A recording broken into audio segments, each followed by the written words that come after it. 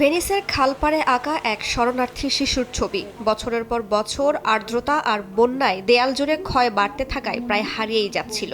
অবশেষে আবারও উন্মোচিত হলো বাংসির বিখ্যাত মুরাল মাইগ্রেন্ট চাইল্ড। ইতালির ভেনিস শহরের ডরসোদুরো এলাকায় একটি তিনতলা ভবনের দেয়ালে 2019 সালে গোপনে আঁকা হয়েছিল মাইগ্রেন্ট চাইল্ড মুরালটি।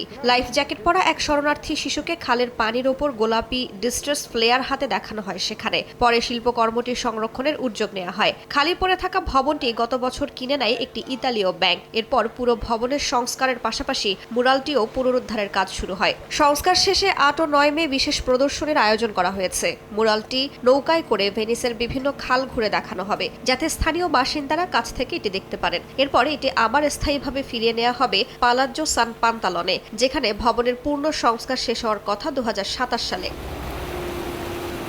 পুনরায় চালু হওয়ার পর পালাজ্জো সান পান্তালনকে একটি বহুমুখী সাংস্কৃতিক কেন্দ্র হিসেবে গড়ে তোলার পরিকল্পনা রয়েছে। আয়োজকদের মতে মাইগ্রেন্ট চাইল্ড শুধু স্ট্রিট আর্ট নয়, এটি যুদ্ধ, অভিবাসন আর মানবিক সংকট নিয়ে ইউরোপের বিবেককে নাড়া দেয়া এক শক্তিশালী প্রতীক হিসেবেও বিবেচিত। রাইসা জান্নাত, সময় সংবাদ।